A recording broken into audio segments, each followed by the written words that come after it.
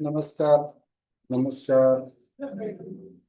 मी doctor Dayanand Fasko, apex homeopathy clinic, Navi Sangli, Pune. आज आपण एका आजाराबद्दल पाहणार आहोत. त्याचं नाव आहे IBS, इरिटेबल बाउल सिंड्रोम. याच्यात काय, डॉक्टरांच्या फेऱ्या मारून थकलात, पोटात मुरडा येतोय, सतत गॅस आणि पोट फुगतंय, कधी जुलाब तर कधी बद्धकोष्ठता, पोट साफ न झाल्याची भावना, या सर्व याच्यावर आपण आज बोलणार आहोत. लक्षणं काय येत आहेत याच्याबद्दलही आपण बोलणार आहोत आणि त्याचा होमिओपॅथिक काय उपचार घेणार आहात त्याच्याबद्दलही बोलणार आहोत.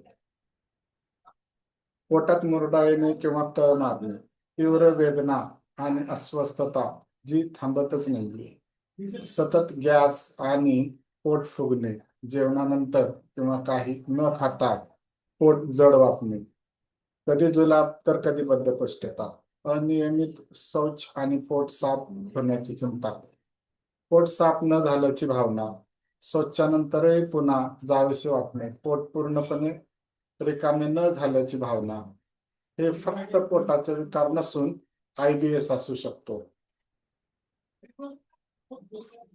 रिपोर्ट्स नॉर्मल आहेत पण त्रास कायम आहे. एंडोस्कोपी केली, कोलोनोस्कोपी केली, रक्त तपासणी केले आहेत, सर्व काही नॉर्मल आहे, पण वेदना खऱ्या आहेत. रिपोर्ट्स मध्ये काही का सापडत नाही, कारण याचा आजारच वेगळा आहे. IBS हा स्ट्रक्चरल नाही, फंक्शनल आजार आहे. स्ट्रक्चरल रचना आणि फंक्शनल कार्य याच्यात याच्यामध्ये स्ट्रक्चर मध्ये काही बिघाड नसतो, पण फंक्शन मध्ये बिघाड झालेला असतो. तर स्ट्रक्चरल आणि फंक्शनल याचं जे याला उदाहरण जर द्यायचं झालं तर एक कॉम्प्युटरचं उदाहरण घ्या. कॉम्प्युटरची जी रचना आहे, म्हणजे त्याची स्क्रीन आहे, कीपॅड आहे, हे सर्व काय झालं तर स्ट्रक्चर आहे. पण कम्प्युटर चालण्यासाठी आतमध्ये सॉफ्टवेअर टाकलेलं राहतं. त्या सॉफ्टवेअर मध्ये जर बिघाड झालं तर ते IBS चा कसा त्रास होतो त्या टाईप आहे. म्हणजे शरीरातले अवयव चांगले आहेत सर्व, पण त्याचे कार्य करण्याची पद्धत बिघडलेली आहे. याच्यात मूळ कारण काय आहे तर आतड्याची हालचाल, इंटेस्टायनल मोटिलिटी. हालचाल आतड्यांची वेगवान झाली तर जुलाब लागतात, हालचाल स्लो झाली, मंद झाली तर कॉन्स्टिपेशन होतं, बद्धकोष्ठता होते. चुकीचा आहार किंवा अँटीबायोटिक्स मुळे आतड्यांची लय बिघडते, शरीर गोंधळलेल्या अवस्थेत असतं.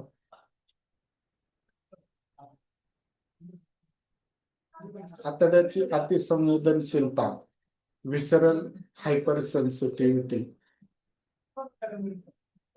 तुमची आतडी सामान्यपेक्षा जास्त संवेदनशील झाली आहे.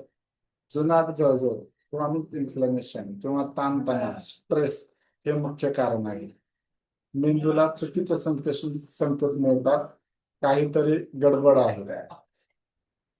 मूळ कारण गट ब्रेन ऍक्सिस.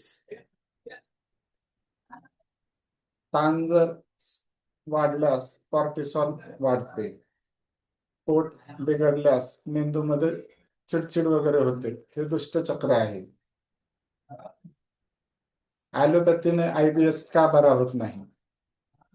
ॲलोपॅथीमध्ये आपण काय करतो, लक्षणावर उपचार देतो. दुखत असेल तर पेनकिलर देतो, जुलाब असतील तर अँटीडायरियल देतो, तात्पुरती मलमपट्टी, हे फक्त लक्षणे दाबते, फंक्शन सुधारत नाही. औषधांवर अवलंबित्व, औषधे थांबवले की पुन्हा त्रास सुरू होतो, म्हणून ॲलोपॅथीने IBS बरा होत नाही. मग त्याच्यासाठी कुठली पॅथी उपयुक्त आहे तर होमिओपॅथी. मग होमिओपॅथीच का घ्यायची? Homeopathy is equal to functional medicine. Homeopathy हे जे मेडिसिन आहे त्या फंक्शनवर चांगल्या प्रकारे काम करतात.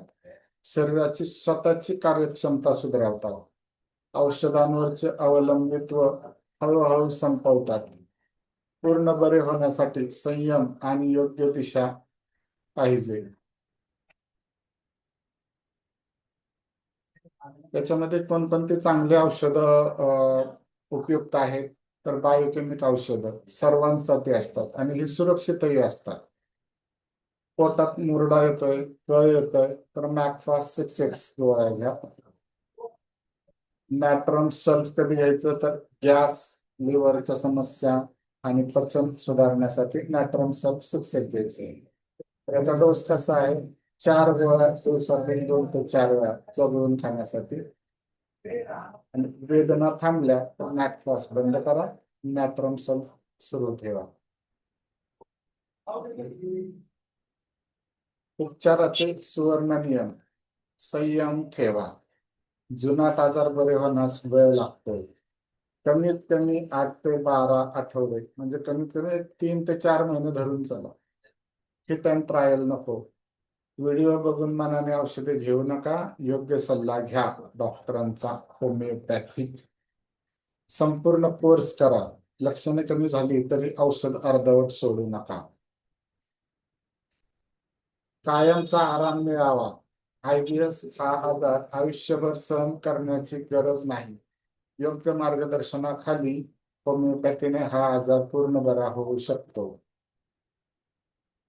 त्यामुळे तुम्हाला ह्या आजाराची लक्षणं जर जाणवत असतील तर आजच आमच्याशी संपर्क करा. आजच व्हॉट्सअपवर अपॉइंटमेंट घ्या.